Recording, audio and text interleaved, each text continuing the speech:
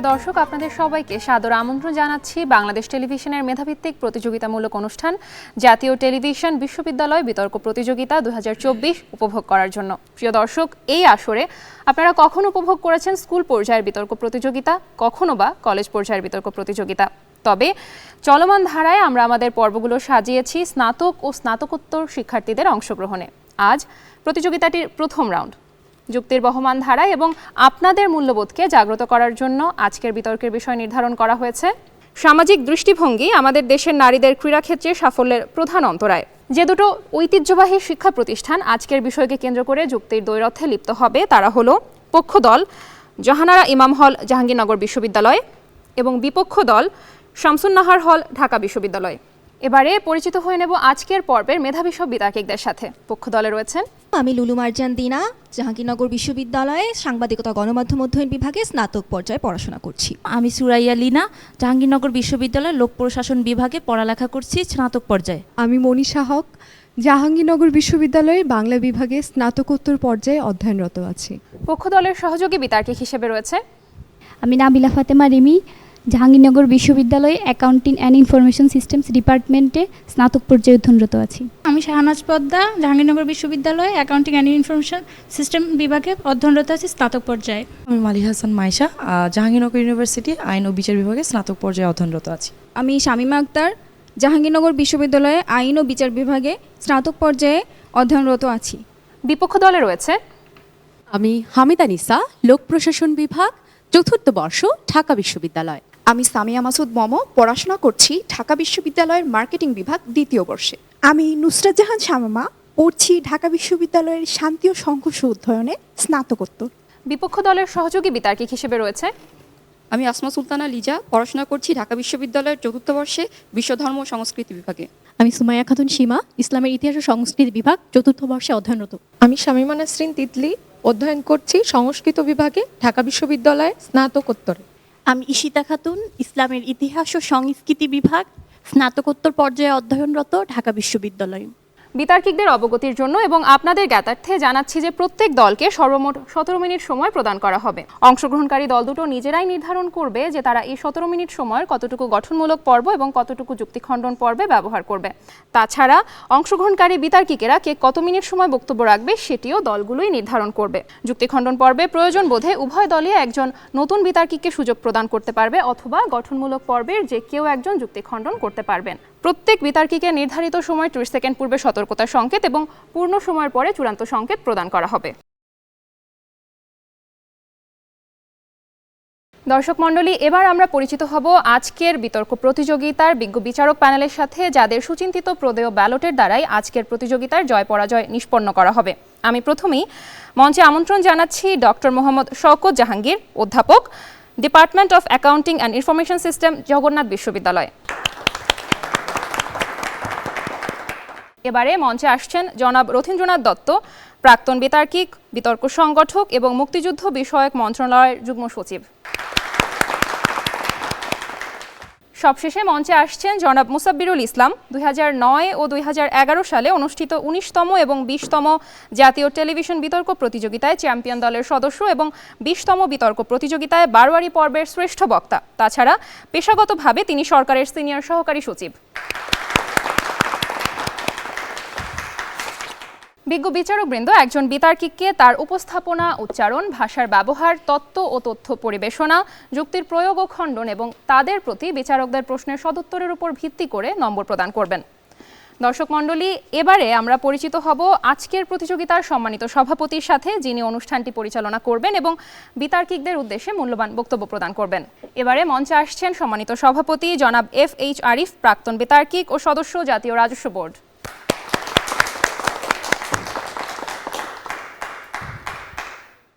আমি এখন সম্মানিত সভাপতিকে অনুষ্ঠানটি পরিচালনা করার জন্য বিনীত অনুরোধ জানাচ্ছি। আজকে বিতর্কের বিষয়বস্তু সামাজিক দৃষ্টিভঙ্গি আমাদের দেশের নারীদের ক্রীড়াক্ষেত্রে সাফল্যের প্রধান অন্তরায়। পক্ষ দলের প্রথম বক্তাকে বক্তব্য উপস্থাপনের জন্য আমন্ত্রণ জানাবো। বক্তা লুলু মারজান দিনা, সময় 5 মিনিট। ধন্যবাদ মাননীয় সভাপতি। এই পৃথিবীতে যা কিছু আছে চিরকল্যাণকর, অর্ধেক তার করিয়াছে নারী, অর্ধেক তার নর। আমরা কবিতারই চরণ দুটি বারবার আউড়ে গেলেও আমাদের সমাজ যেন এটি মানতে ভীষণভাবে লাগছে।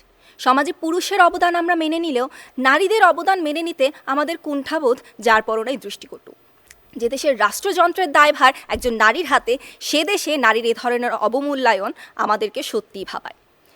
মাননীয় সভাপতি, শুধুমাত্র ক্রীড়াক্ষেত্রে নয়, কর্মক্ষেত্রে, শিক্ষাক্ষেত্রে এবং জীবনের প্রতিটি ক্ষেত্রে আমরা প্রতিনিয়ত দেখে আসছি নারীরা অবহেলিত, তাদের অবদান অবমূল্যায়ন করা হচ্ছে এবং তাদেরকে তাদের যোগ্য এবং প্রাপ্য সম্মানটুকু দেওয়া হচ্ছে না।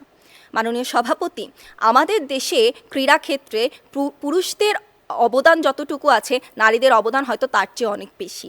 আমরা কলাপোতার গ্রামের কিশোরী মেয়েদের হাত ধরে সাফ চ্যাম্পিয়নশিপ পেয়েছি। আমরা গোল মেশিন সাবিনা খাতুনের মাধ্যমে ইন্টারন্যাশনাল ফুটবলের ক্ষেত্রে বাংলাদেশের একটি নাম তৈরি করতে পেরেছি।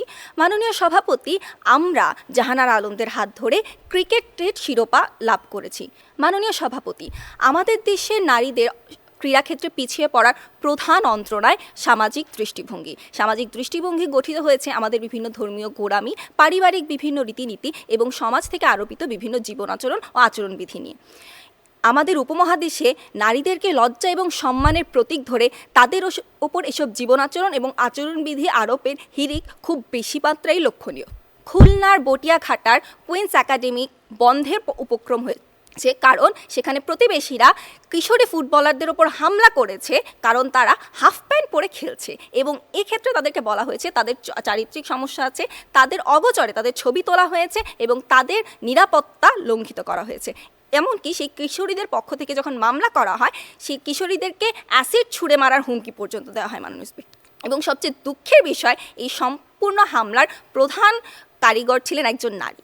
একজন নারী হয়ে যে সমাজে নারীকে সামাজিকভাবে খেলার জন্য হেয় করা হয়, সেই সমাজ থেকে আপনি যদি নারী খেলোয়াড়, নারী অ্যাথলেটদেরকে জাতীয় পর্যায়ে দেখতে চান, তাহলে মাননীয় সভাপতি, এটা শুধুমাত্রই আকাশকুসুম কল্পনা। কারণ বাস্তবতা যদি আমি বলতে চাই, একজন নারী হোক, একজন পুরুষ হোক, একজন মানুষ সামাজিকভাবে হেয় প্রতিপন্ন হতে চান না, তিনি অর্থনৈতিকভাবে অসচ্ছল থাকতে চান না, তিনি চান না তার জীবন নিরাপত্তার হীনতায় থাকুক। মাননীয় সভাপতি, আমরা দেখেছি সম্প্রতি জাতীয় তীরন্দাজ রোমান সানা অর্থনৈতিক অসচ্ছলতার কারণে প্রশিক্ষকের অভাবে অবসর গ্রহণের কথা বলেছেন। যেখানে আমরা জাতীয় পর্যায়ে একজন পুরুষ অ্যাথলেটের কাছ থেকে এ ধরনের বক্তব্য পাই, সেখানে নারীদের কী অবস্থা সেটা আমরা চিন্তা করতেই পারি না।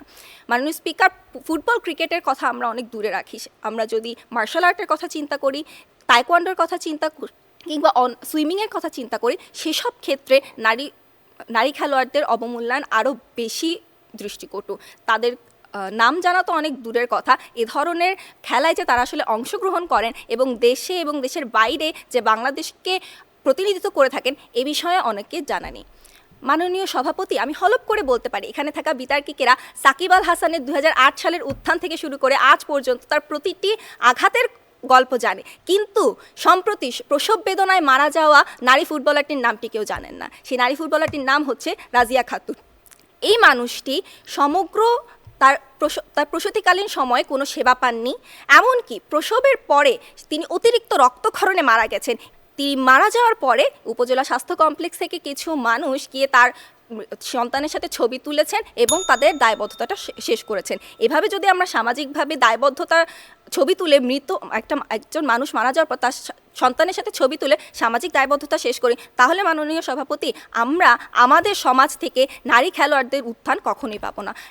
এক্ষেত্রে আমার দল থেকে আমার বক্তব্য, আমার অভিমত, সামাজিক দৃষ্টিভঙ্গি আমাদের নারীদের ক্রীড়াক্ষেত্রে এগিয়ে আসার প্রধান অন্তরায়। এই সামাজিক দৃষ্টিভঙ্গি বদলাতে হবে এবং তাদেরকে ক্রীড়াক্ষেত্রে এগিয়ে আনতে সহায়তা করতে হবে। ধন্যবাদ।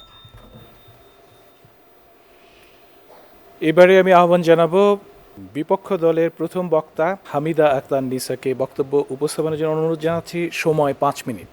ভূতের মতন চেহারা যেমন, নির্বোধ অতি ঘোর, যা কিছু হারায় গিন্নি বলেন কেষ্টা বেটায় চোর। বিজ্ঞ বিচারক মণ্ডলী, আমার প্রতিপক্ষ দলের অবস্থা হয়েছে অনেকটা সেরকম। অপরাধী অপরাধ করে অপরাধের দোষটি যেমন চাপিয়ে দেয় ঈশ্বরের কাঁধে, তেমনি 21 শতকের বাংলাদেশে আমার প্রতিপক্ষ দলের বন্ধুরা নারীদের সাফল্যের প্রধান দায়টি চাপাতে চান সামাজিক দৃষ্টিভঙ্গির ওপর। আমার এবং আমার দলের বিরোধিতা ঠিক এই জায়গাটিতেই। আজকে তারা পক্ষ দল হিসেবে খুব সুন্দরভাবে তাদের দলীয় জায়গাটি উপস্থাপন করলেন। তারা বললেন যে এই যে সামাজিক দৃষ্টিভঙ্গি, এটির ফলে নারীদের ক্রীড়াক্ষেত্রে সাফল্যের প্রধান অন্তরায় হিসেবে এটাই কাজ করছে। বিজ্ঞ বিচারক মণ্ডলী একটি জ্বলন্ত উদাহরণ দিতে চাই। 2011 সালে যখন ময়মনসিংহ জেলার প্রত্যন্ত গ্রাম কলসিন্দুরে বঙ্গমাতা গোল্ড কাপ টুর্নামেন্টের আয়োজন করা হয়েছিল, তখন স্কুল শিক্ষক মফিজউদ্দিন দল তৈরি শুরু করেন।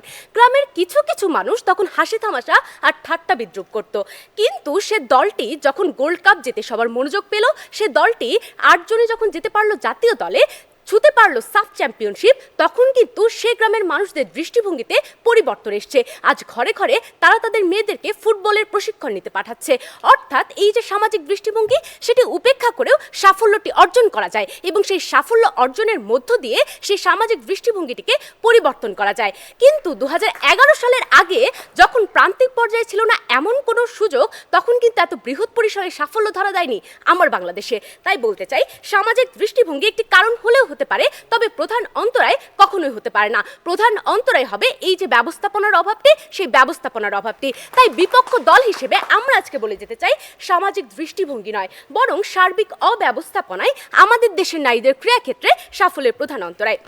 বিজ্ঞ বিচারক মণ্ডলী বিষয়গত দিক থেকে 3টি প্রধান প্রপঞ্চ আজকে সংজ্ঞানের দাবি রাখে। আজকে পক্ষদল হিসেবে তারা যে সংজ্ঞানগুলো সুকৌশলে এড়িয়ে গিয়েছেন পুরোটাই। আজকে প্রতিপক্ষ দল হিসেবে আমরা বলতে চাই, প্রথমত সামাজিক দৃষ্টিভঙ্গি কি। আমার প্রতিপক্ষ দল সামাজিক দৃষ্টিভঙ্গির একটি সংজ্ঞান করার চেষ্টা করেছেন, তবে যে জিনিসটি তিনি বলেননি সেটি হচ্ছে সামাজিক দৃষ্টিভঙ্গি একটি সামাজিক বিবর্তনের সাথে সাথে পরিবর্তনশীল একটি বিষয়, এবং একটি সামাজিক দৃষ্টিভঙ্গি সমাজে তখনই পরিণত হয় যখন সেখানে থাকে একটি রাষ্ট্রীয় কাঠামো কিংবা সমাজের নীতিসমূহ। লক্ষ্য করুন, সামাজিক দৃষ্টিভঙ্গি ইতিবাচক কিংবা নেতিবাচক দু ধরনেরই হতে পারে। লক্ষ্য করুন, এই যে সামাজিক দৃষ্টিভঙ্গি, এটির পাশে ই প্রত্যয়টি যুক্ত করে আরো দৃঢ়ভাবে জোর প্রদান করা হয়েছে, এবং এতে প্রতীয়মান হয় যদি সামাজিক দৃষ্টিভঙ্গিটি পরিবর্তন হয়, তাহলে নারীদের ক্রীড়াক্ষেত্রে আর প্রধান কোনো অন্তরায় থাকছে না। তারপরে আসি ক্রীড়াক্ষেত্রে সাফল্য। সামগ্রিকভাবে ক্রীড়াক্ষেত্রে সাফল্য বলতে বুঝবো একজন নারী খেলোয়াড়ের সর্বোচ্চ প্রতিভার বিকাশ ঘটাতে পারা, তার ক্যারিয়ারের মাঝপথে ঝরে না যাওয়া, তার পারফরমেন্সের ধারাবাহিকতা ও সর্বাত্মক উন্নতি সাধিত হওয়া। তৃতীয়ত এবং সবচেয়ে গুরুত্বপূর্ণ আজকে যে বিতর্কের জায়গাটি, সেটি হচ্ছে প্রধান অন্তরায়। প্রধান অন্তরায় বলতে বুঝি মূল বাধা, প্রতিবন্ধকতা কিংবা সীমাবদ্ধতা, যে প্রতিবন্ধকতাটি না থাকলে নারীরা তাদের সর্বোচ্চ সম্ভাবনাটুকু কাজে লাগাতে পারবে। বিজ্ঞ বিচারক মণ্ডলী আমরা স্বীকার করি, আজও কিছু কিছু ক্ষেত্রে নারীদের সাফল্যের অন্তরায় হিসেবে সামাজিক দৃষ্টিভঙ্গি একটি কারণ হতে পারে, তবে কখনোই প্রধান কারণ হতে পারে না। তারপর আসে বিজ্ঞ বিচারক মণ্ডলী, বিপক্ষ দল হিসেবে আমরা যে সার্বিক অব্যবস্থাপনার কথা বলছি, সে সার্বিক অব্যবস্থাপনা বলতে বোঝাচ্ছি নারীদের ক্রীড়াক্ষেত্রে বিভিন্ন পর্যায়ে প্রাতিষ্ঠানিক ও সাংগঠনিক ব্যবস্থাপনার অভাবকে। দর্শক নন্দিত ফুটবল ক্রিকেট থেকে বেরিয়ে এসে চলুন একটু দাবার ছক থেকে ঘুরে আসি। বাংলাদেশের প্রথম নারী গ্র্যান্ড মাস্টার রানী হামিদের পর বাংলাদেশ পায়নি আর কোনো বিশ্বখ্যাতি নারী দাবারও। প্রশ্নটি হচ্ছে কেন পায়নি? কারণ আমার বাংলাদেশে একজন নারী দাবারও তার সম্পূর্ণ মনোযোগটি দাবায় দিতে পারে না, তার আর্থিক অনিশ্চয়তার কারণে। অপর্যাপ্ত পৃষ্ঠপোষকতার কারণে নারীরা এটাকে পেশা হিসেবে নিতে পারে না। 2021 সালে সর্বপ্রথম বাংলাদেশে ঘরোয়া দাবা লীগ আয়োজন করা হয়। এর আগে ছিল না নারীদের জন্য কোনো ঘরোয়া দাবা খেলার প্রতিযোগিতা। অথচ আপনি পাশের দেশ ভারতের দিকে তাকান, মাসে মাসে তাদের নারী দাবাররা বেতন পান, এটি তাদের একমাত্র পেশা। ফলশ্রুতিতে গ্র্যান্ড মাস্টার হিসেবে আমরা দেখতে পাই বিজয়লক্ষ্মী, হ্যাম্পি কিংবা মীনাক্ষীর মতন নামগুলো। আজকে আপনি বাংলাদেশের ক্রীড়া সংস্থাগুলোর দিকে তাকান, সেখানে নারী খেলোয়াড়দের জন্য নেই কোনো কর্মতৎপরতা কিংবা প্রাতিষ্ঠানিক সদিচ্ছা। যখন এই ফুটবলাররা অলিম্পিকের মতন আসরে অংশ নিতে যাবেন, ঠিক সেই মুহূর্তে তাদের সাফল্যটি কোথায় আটকে থাকলো? সাফল্য আটকে থাকলো অব্যবস্থাপনার বেড়াজালে। তাই বলতে চাই, সামাজিক দৃষ্টিভঙ্গি নয়, বরং সার্বিক অব্যবস্থাপনায় আমাদের দেশের নারীদের ক্রীড়াক্ষেত্রে সাফল্যের প্রধান অন্তরায়। ধন্যবাদ বিজ্ঞ বিচারক মণ্ডলী, ধন্যবাদ সবাইকে। এবারে আমি আহ্বান জানাবো পক্ষ দলের দ্বিতীয় বক্তা সুরাইয়া লিনাকে তার বক্তব্য উপস্থাপনের জন্য। সময় 5 মিনিট। ধন্যবাদ মাননীয় সভাপতি। আমার বিপক্ষ দলের বিজ্ঞ বক্তা যা বলে গেলেন তার চিহ্নিত কারণগুলো যথাযথ মনে হলো। যদি আমরা কারণগুলোর শিকড় যাচাই করতে চাই, তাহলেই আমরা দেখতে পারবো সামাজিক দৃষ্টিভঙ্গি কারণগুলোর এবং এই সমস্যাগুলোর রসদ যোগাচ্ছে। তিনি বারবার বলে গেলেন ব্যবস্থাপনার অভাব, অব্যবস্থাপনা, আর্থিক অনিশ্চয়তা। মাননীয় সভাপতি, সেখানে আমরা যদি দেখি অব্যবস্থাপনা কেন হচ্ছে, সামাজিক দৃষ্টিভঙ্গি এর পিছনে একটা বড় ভূমিকা পালন করছে বলে আমি মনে করি। যেখানে পুরুষ খেলোয়াড়রা পাচ্ছে যথাযথভাবে আর্থিক সুনাম, পরিচিতি এবং সামাজিক পরিচিতি এবং বিজ্ঞাপন ব্যবস্থা, সেখানে নারী একজন খেলোয়াড় সে পাচ্ছে না সেরকমভাবে বিজ্ঞাপন সুব্যবস্থা এবং কোনো ধরনের উদযাপন করা হচ্ছে না তাকে নিয়ে। মাননীয় সভাপতি, যদি আমরা দেখি যেখানে একজন নারী খেলোয়াড়কে মারা যেতে হয় সামান্য 2 দিনের জ্বরে এবং সামান্যভাবে তিনি ভোগেন নিরাপত্তাহীনতায় এবং সামান্য প্রস্রাব বেদনায় তাকে তাকে মারা যেতে হচ্ছে। মাননীয় সভাপতি, আমরা যদি খুলনার বলিয়াঘাটার অবস্থা দেখতে পাই, তাহলে আমরা দেখতে পাই যেখানে সাদিয়া নাসরিন প্রতিবাদের ফলে তিনি মামলা করলেও তার মামলা তুলে নেওয়ার জন্য তাকে এসিড ছোড়ার হুমকি পর্যন্ত দেওয়া হয়। মাননীয় সভাপতি, সেখানে তাকে প্রতিবেশীরা বিভিন্ন তাকে বাধা বিপত্তি সৃষ্টি করে এবং তার পোশাক নিয়ে এমনকি কথাবার্তা পর্যন্ত বলে, যেখানে বলা হয় ধর্মীয় বিষয় পর্যন্ত টেনে আনা হয়। তাকে বলা হয় তুমি নোংরা কাপড় পরে খেলতে পারো, আমরা কিছু বলতে পারি না। মাননীয় সভাপতি, সেখানে সামাজিক দৃষ্টিভঙ্গি ছাড়া আর কোন বিষয় কাজ করছে? সেখানে কি অব্যবস্থাপনা কাজ করছে? আমি উত্তর চাই এর। মাননীয় সভাপতি, এছাড়া যদি আমরা দেখি একজন নারী ফুটবলারকে সেখানে মারধর পর্যন্ত করা হয় এবং এছাড়া তাকে বিভিন্ন ধরনের সামাজিক সমস্যার সৃষ্টি করা হয়, তার জন্য বাধা বিপত্তির সৃষ্টি করা হয়। এছাড়া মাননীয় সভাপতি, তার জন্য রয়েছে বিভিন্ন ধরনের নিরাপত্তাহীনতা, সুযোগ সুবিধার অভাব, প্রশিক্ষণের অভাব। মাননীয় সভাপতি, যদি সামাজিক দৃষ্টিভঙ্গি যদি নারী খেলোয়াড়দের পক্ষে হতো, তার পরিবার এবং তার পরিবারের পুরুষ সদস্যরা যদি তার জন্য সেই সুযোগ সুবিধা সৃষ্টি করতো তার জন্য, তাহলে অবশ্যই সেই ধরনের প্রশিক্ষণের ব্যবস্থা থাকতো, তার সফলতাকে উদযাপন করা হতো।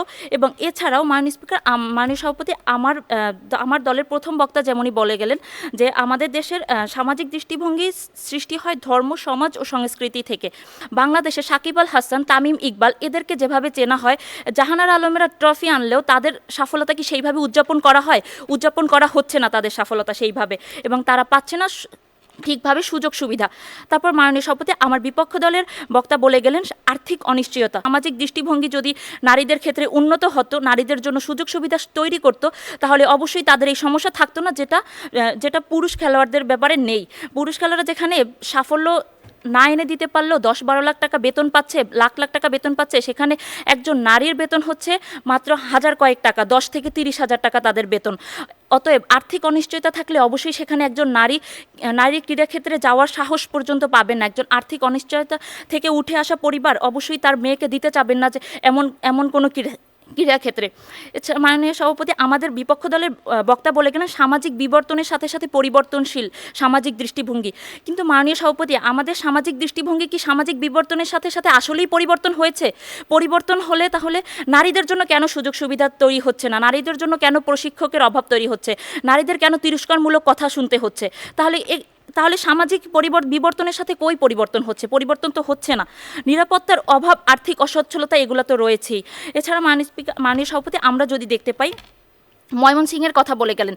ময়মনসিংহে 2011 সালে যে 11 সালে যে সাফজয়ী হয়েছে, সেখানে কলসিন্দুরের কিশোরী ফুটবলারদের 4 জন বাল্য বিবাহের শিকার এবং অর্থাভাবে রয়েছে অনেক কৃষি শ্রমিক। মাননীয় সভাপতি, সেখানে যে কিশোরী ফুটবলার বাল্যবিবাহ শিকার হয়েছেন, সে পরবর্তীতে কিভাবে একজন ক্রীড়াক্ষেত্রে আগ্রহী হবেন?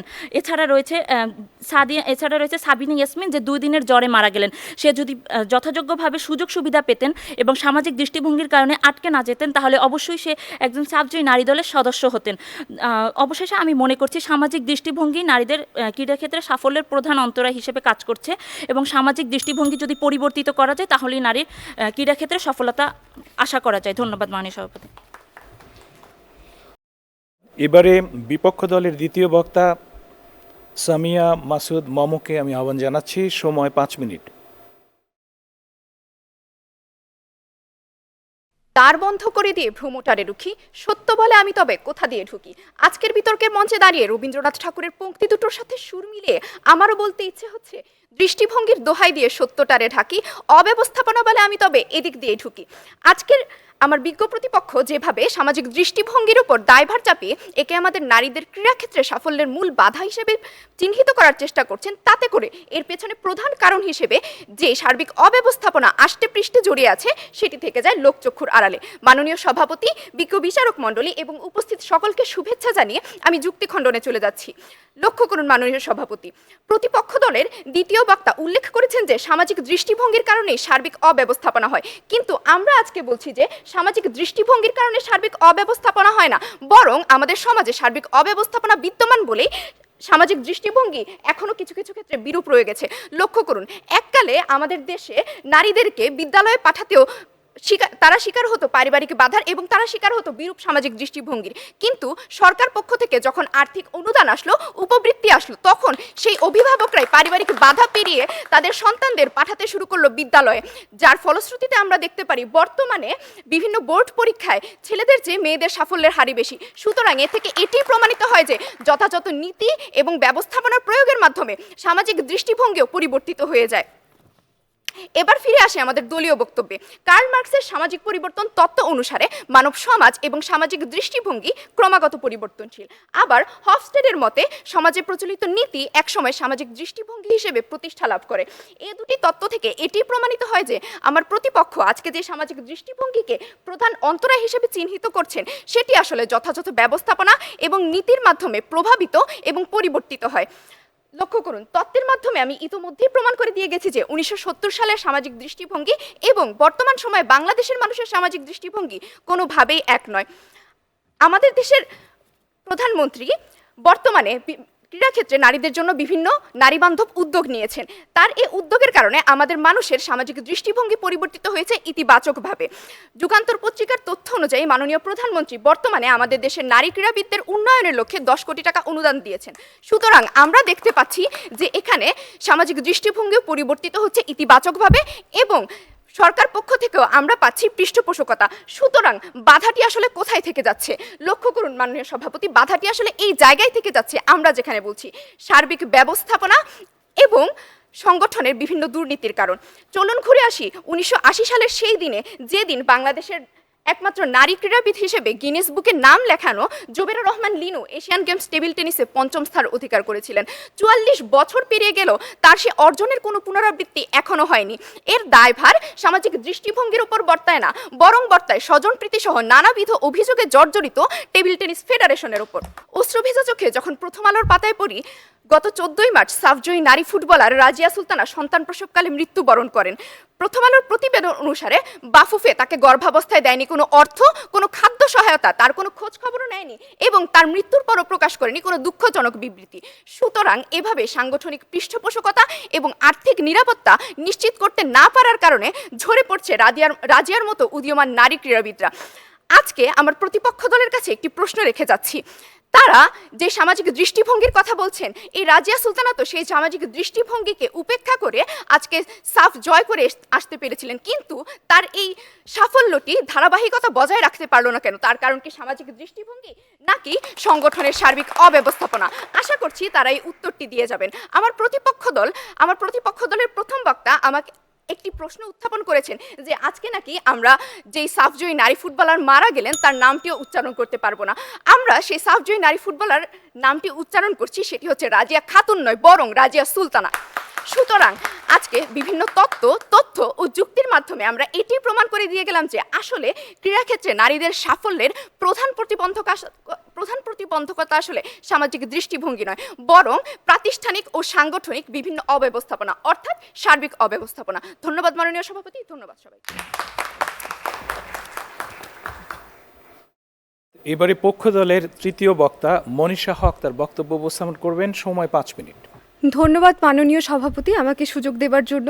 ইতিমধ্যে বিপক্ষ দল সামাজিক দৃষ্টিভঙ্গির বাইরে যে অনেক বিষয় আছে যেগুলোর কারণে আমাদের নারীরা ক্রীড়া অঙ্গনে পিছিয়ে পড়ছে সেগুলো তুলে ধরেছেন।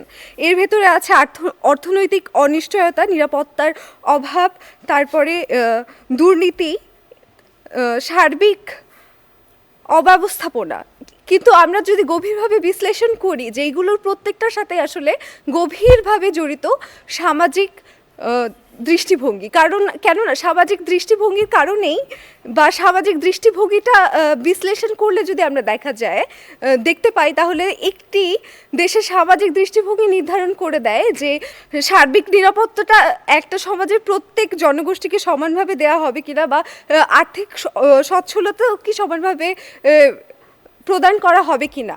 আমরা যদি গভীরভাবে বিশ্লেষণ করি, আমাদের বিপক্ষ দলের বক্তা ইতিমধ্যে কার্ল মার্কসের একটি তত্ত্বের কথা বলে গেছে। কার্ল মার্কসের আমি আরেকটি তত্ত্ব, মার্ক্সবাদী তত্ত্বর আলোকে আমি এই বিষয়টি ব্যাখ্যা করতে চাচ্ছি। এই তত্ত্বটির নাম হচ্ছে পুরুষতান্ত্রিক পুঁজিবাদে আমরা দেখতে পাই যে সমাজে আসলে মনে করা হয় যে সমাজের সম্পদ, ক্ষমতা, অর্থ সব কিছুর মূল অধিকার বা মূল হচ্ছে মালিক এখানে পুরুষ। সিমন দ্য বোভয়ারের একটি উক্তি আছে যে মানুষ একজন নারী জন্মগতভাবে নারী না, সমাজ তাকে নারী করে গড়ে তোলে। এই বক্তব্যটা হচ্ছে আমরা বুঝতে পারি এর মধ্যে দিয়ে যে সামাজিকভাবে বা অর্থনৈতিক দিক থেকে সব কিছু দিক থেকেই হচ্ছে পুরুষতান্ত্রিক সমাজ ব্যবস্থায় নারীদেরকে হচ্ছে দমিয়ে রাখা হচ্ছে প্রত্যেকটা ক্ষেত্রে। এখানে ক্রীড়া অঙ্গনেও তাহলে স্বাভাবিকভাবে বোঝা যাবে যে তাদেরকে হচ্ছে অর্থনৈতিক নিশ্চয়তা বা হচ্ছে সার্বিক ব্যবস্থাপনা তাদের ক্ষেত্রেই হচ্ছে বারবার হুমকির মধ্যে পড়ে যাচ্ছে। আমাদের হচ্ছে যদি আমরা একটা ঘটনা খেয়াল করি যে 2023 সালে 5 আগস্ট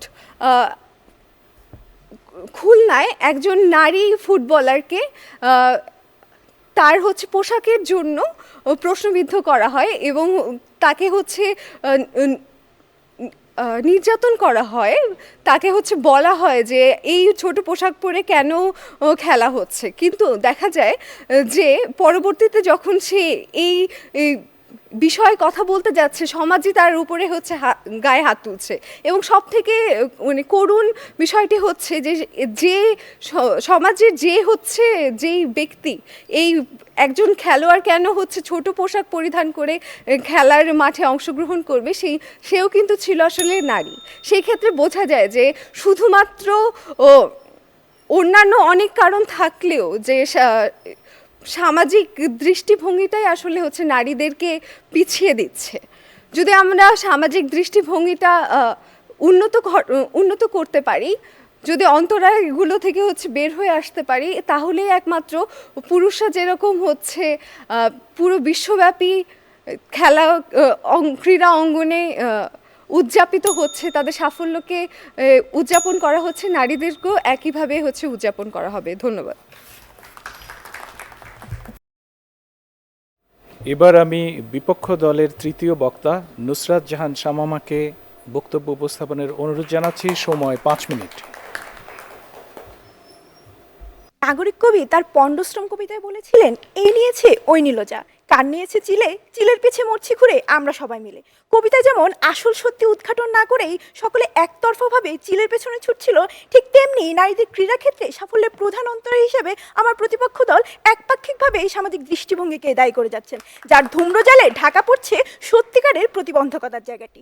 ধন্যবাদ মাননীয় সভাপতি আমাকে সুযোগ প্রদান করার জন্য। বিতর্ক চলছে, প্রথমেই আসছি যুক্তি খণ্ডনে।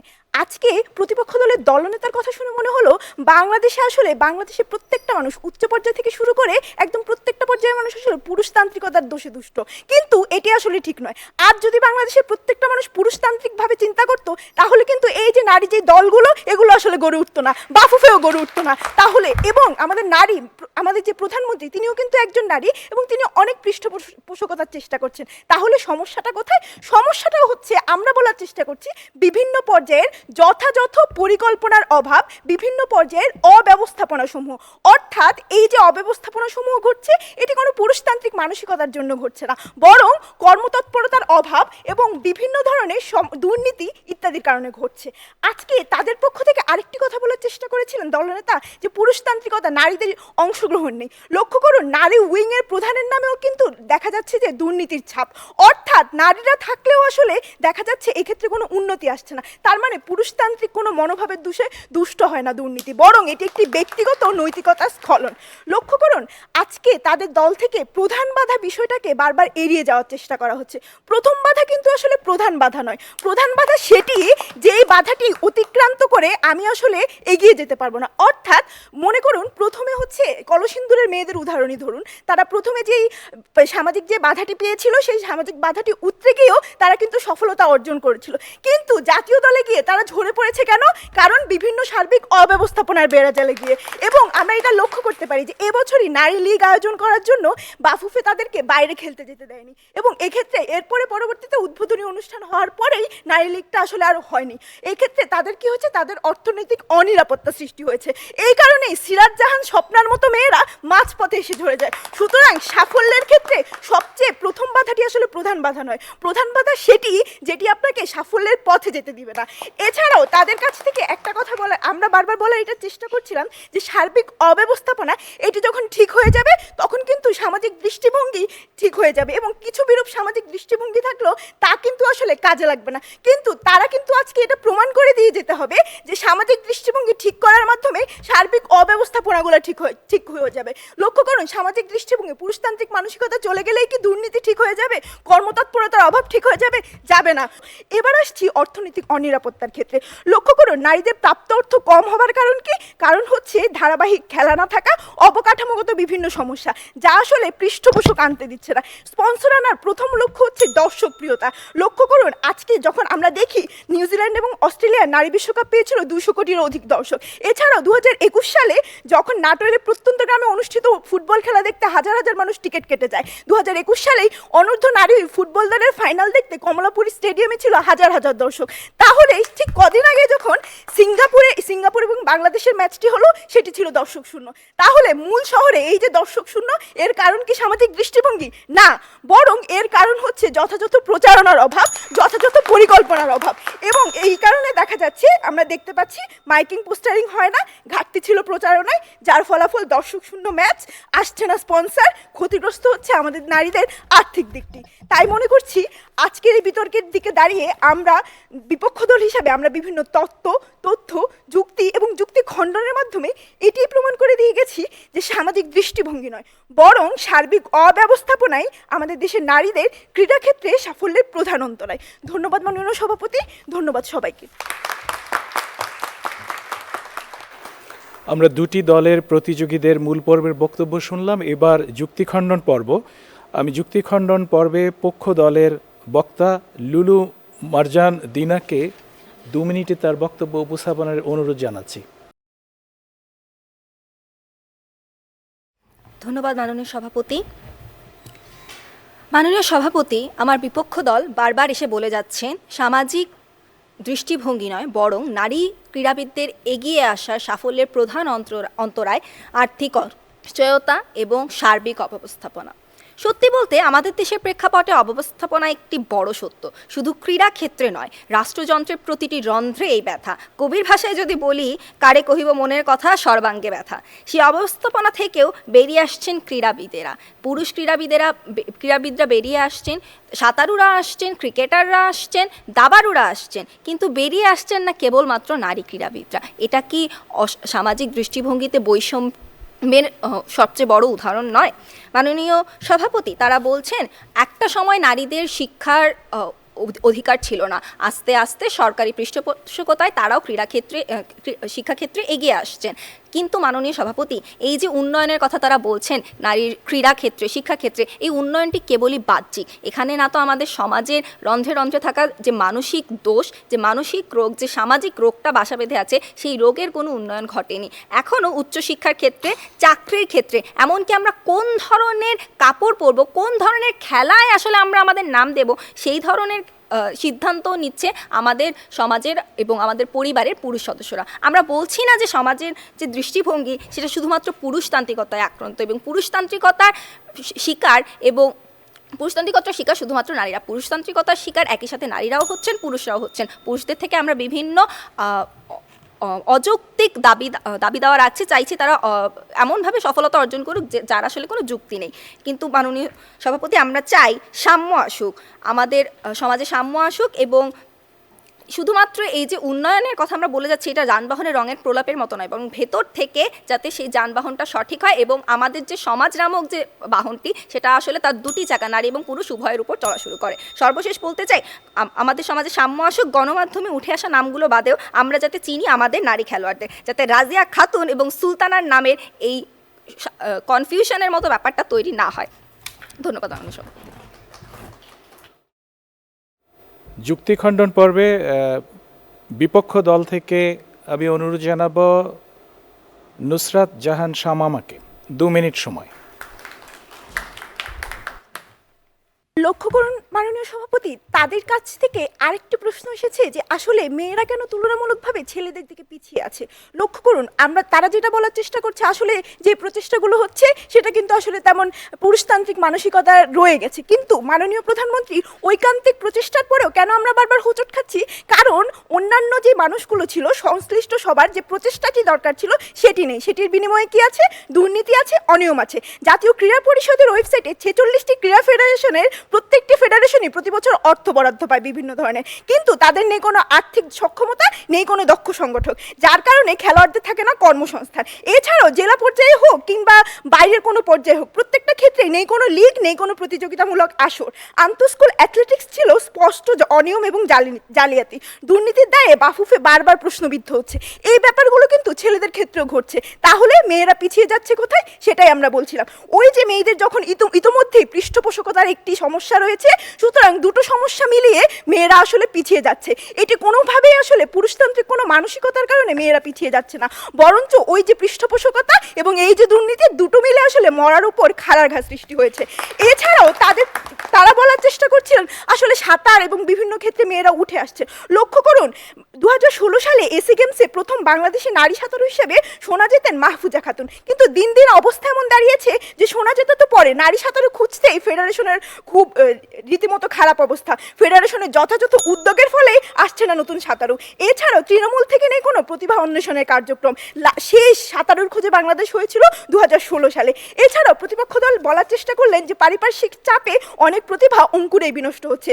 লক্ষ্য করুন, জাতীয় ক্রীড়া সংস্থাগুলো যথাযথ পরিকল্পনা এবং পৃষ্ঠপোষকতার অভাবের কারণেই আসলে তারা আসলে মূল থেকে উঠে আসতে পারছে না। কারণ স্থানীয় যে সংগঠনগুলো আছে সেটি কিন্তু সবার আগে প্রতিভা যখন আসে, অঙ্কুরের প্রতিভাটি আসলে স্কুল কিংবা স্থানীয় সংগঠনদের চোখেই আগে পড়ে। সুতরাং এটি যখন থাকছে না, ঠিক এই কারণে মেয়েরা উঠতে পারছে না। সুতরাং আমরা এটাই বলতে চাই যে সামাজিক দৃষ্টিভঙ্গি একটি বাধা হলেও প্রধান বাধা নয়, কারণ এটি পার করেও আপনি সাফল্য অর্জন করতে পারবেন, কিন্তু অব্যবস্থাপনা পার করে আপনি কখনো সাফল্য অর্জন করতে পারবেন না। সুতরাং প্রধান বাধা অব্যবস্থাপনাই। ধন্যবাদ। শেষ হলো যুক্তিখণ্ডন পর্ব। এবারে প্রশ্নোত্তর পর্ব। বিচারক প্যানেল থেকে উভয় দলকে একটি করে প্রশ্ন করবেন সম্মানিত বিচারক জনাব রথীন্দ্রনাথ দত্ত। সমসাময়িক একটি বিষয়ের উপরে বিতর্ক অনুষ্ঠিত হচ্ছে। পক্ষ দলের কাছে আমার খুব সহজ প্রশ্ন, সেটি হচ্ছে, আমি মনে করি স্কুল, কলেজ, বিশ্ববিদ্যালয় এবং জাতীয় পর্যায়ে মেয়েদের ক্রীড়ার যথেষ্ট পরিমাণে সুযোগ না থাকার কারণে এবং তাদের সুবিধা না প্রদান করার কারণেই ক্রীড়াক্ষেত্রে তারা পিছিয়ে পড়ছে। আপনাদের অভিমত কি? ধন্যবাদ। আপনার বিজ্ঞ বিচারকের প্রশ্নের উত্তর যদি দিতে যাই, এ ব্যাপারে আমাদের অভিমত বিজ্ঞ বিচারকের মতোই। কারণ আমি যদি আমার ব্যক্তিগত অভিজ্ঞতা থেকে বলি, আমি যে স্কুলে পড়াশোনা করেছি সেই স্কুলে ছেলেদেরকে বিকেলবেলা অবশ্যই মাঠে নামতে হতো এবং তাদেরকে শারীরিক শিক্ষা নামক একটি বিষয় ছিল আমাদের স্কুলে পাঠ্য। সেই বিষয়ের অন্তর্গত হিসেবে তাদেরকে অবশ্যই খেলাধুলার চর্চা করতে হতো, কিন্তু আমাদেরকে বলা হতো তোমাদের বের হওয়ার কোনো প্রয়োজন নেই, তোমরা ক্লাসরুমে থাকো, তোমাদের বের হয়ে শুধু রোদে খেলাধুলা করার প্রয়োজন নেই, কেউ অজ্ঞান হয়ে যাবে তখন এই ধরনের সমস্যাকে সামলাবে। তো দেখা যাচ্ছে যে তারা বলছেন যে আমরা মেয়ে শিক্ষার্থী হিসেবে আসলে আমাদের খেলাধুলার আয়োজন করা, আমরা কেউ শারীরিকভাবে যদি অসুস্থ হয়ে পড়ি সেটা সামলানো তাদের জন্য কঠিন।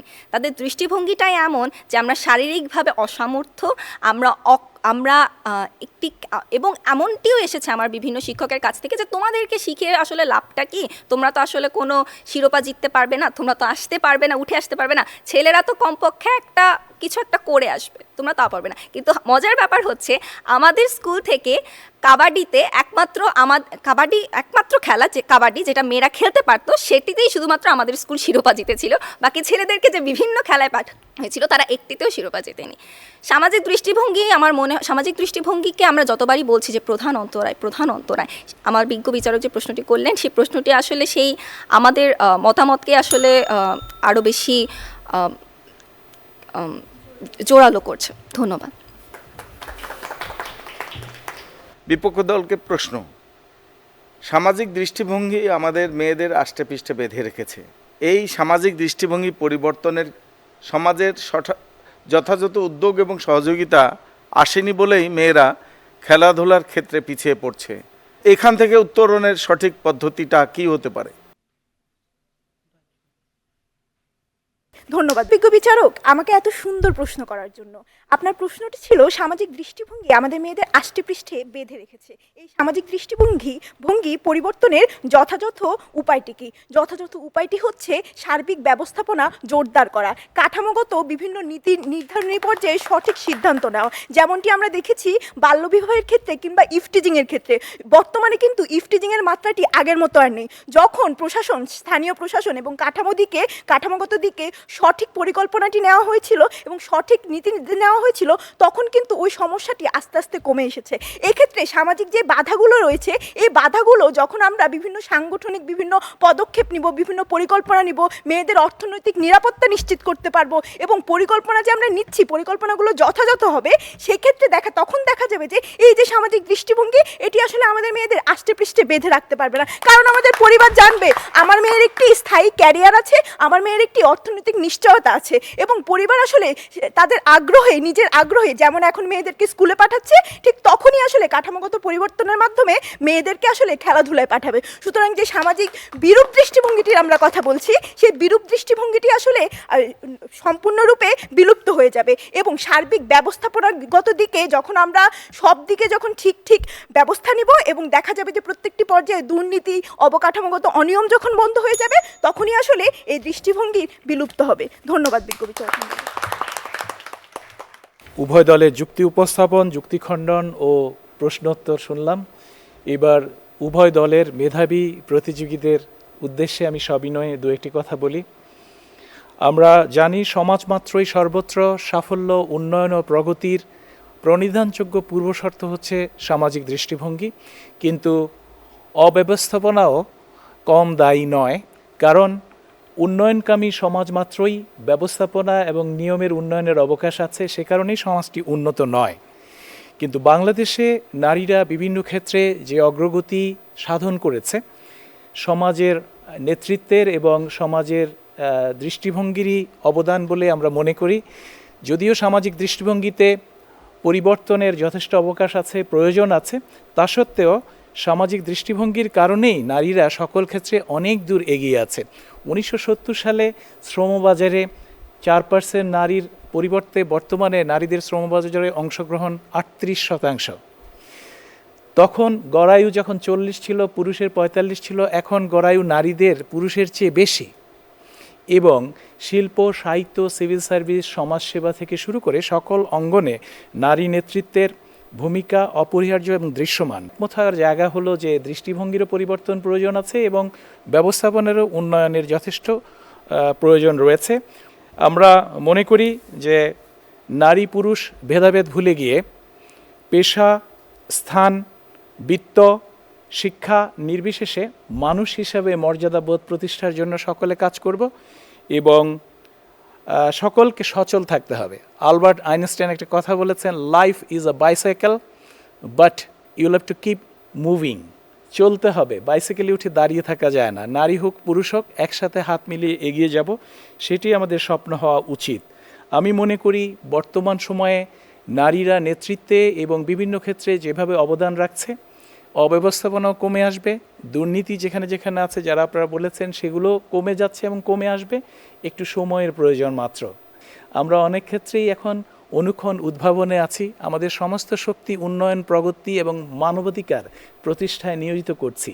জাতীয় নারী উন্নয়ন নীতিমালায় 16-1, 16-2, 16-3 এবং 16-4 যথাক্রমে সম্পত্তিতে নারীর অধিকার, নেতৃত্ব প্রতিষ্ঠা সকল ক্ষেত্রে, রীতিনীতি বদলানো এবং মানবাধিকারে নারীকে সমুন্নত রাখা গুরুত্ব দেওয়া হয়েছে এবং সেই লক্ষ্যেই দেশের সকল পরিকল্পনা প্রণীত হচ্ছে। এসডিজি সহ সকল পরিকল্পনায় নারীদের অগ্রাধিকার নিশ্চিত করে আমরা এগিয়ে যাচ্ছি। আমি শেষ করব যা বলে, সেটি সুকান্তের কথা। নারী পুরুষ মিলে যে আওয়াজ তুলছি, যে সৌহার্দ্যের কথা বলছি, উন্নয়নের যে স্বপ্নে আমরা বিভোর আছি, সেখানে সুকান্তকে স্মরণ করব। তিনি বলেছেন, দিক বিদিকে উঠেছে আওয়াজ, রক্তে আনো লাল, রাত্রির গভীর বৃন্ত থেকে ছিঁড়ে আনো ফুটন্ত সকাল। আমরা দেখতে পাচ্ছি যে সম্মানিত বিচারক বৃন্দ তাদের মূল্যবান ফলাফল ইতিমধ্যে প্রস্তুত করেছেন। আমি এখন ফলাফল সম্বলিত ব্যালট পেপারগুলো সংগ্রহ ঘোষণার জন্য উপস্থাপককে আহ্বান জানাচ্ছি। এবারে আমাদের আজকের সবচেয়ে গুরুত্বপূর্ণ মুহূর্ত অর্থাৎ ফলাফল ঘোষণার পালা। আমাদের সম্মানিত বিচারকবৃন্দ ইতোমধ্যে তাদের গুরুত্বপূর্ণ রায় প্রদান করেছেন। সংখ্যাগরিষ্ঠ ব্যালট অর্থাৎ 3টি ব্যালটের মধ্যে 2টি ব্যালট যেই দল লাভ করবে সেই দলকেই আমরা বিজয়ী বলে ঘোষণা করব এবং শ্রেষ্ঠ বিতার্কিক নির্ধারণের ক্ষেত্রেও আমরা এই একই পন্থা অনুসরণ করব।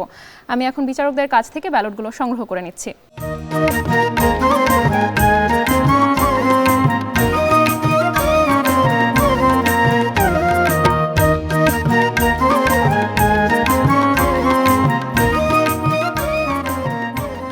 দর্শক, ফলাফল আমাদের হাতে চলে এসেছে। লাল ব্যালটের মাধ্যমে আমরা জানতে পারবো আজকের প্রতিযোগিতার শ্রেষ্ঠ বিতার্কিকের নাম এবং সবুজ ব্যালটের মাধ্যমে আমরা জেনে নেব আজকের প্রতিযোগিতার বিজয়ী দলের নাম। প্রথমেই আমি সবুজ ব্যালট খুলে নিচ্ছি।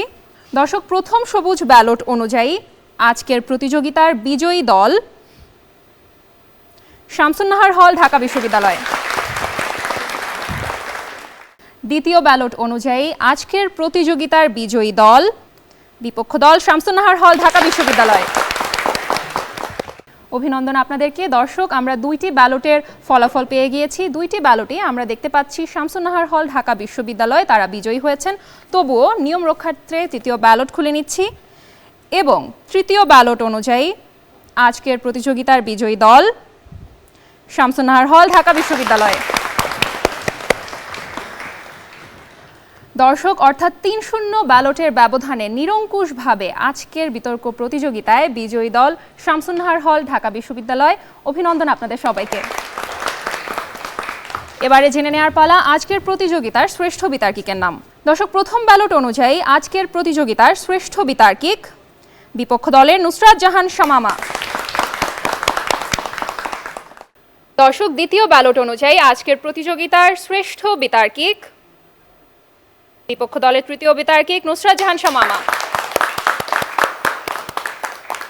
অভিনন্দন আপনাকে। দর্শক, আবারও 2টি ব্যালটের মাধ্যমে আজকের প্রতিযোগিতার শ্রেষ্ঠ বিতার্কিক হিসেবে আমরা পেয়ে গেলাম বিপক্ষ দলের তৃতীয় বক্তা নুসরাত জাহান শামামাকে। তবুও নিয়ম রক্ষার্থে আবারও তৃতীয় ব্যালটটি খুলে নিচ্ছি এবং তৃতীয় ব্যালট অনুযায়ী আজকের প্রতিযোগিতার শ্রেষ্ঠ বিতার্কিক হামিদা আক্তার নিসা। অভিনন্দন আপনাদের সবাইকে। দর্শক, এরই সাথে আজকের অনুষ্ঠান এখানেই শেষ করছি। ভালো থাকুন, সুস্থ থাকুন, বাংলাদেশ টেলিভিশনের সাথেই থাকুন। ধন্যবাদ সবাইকে।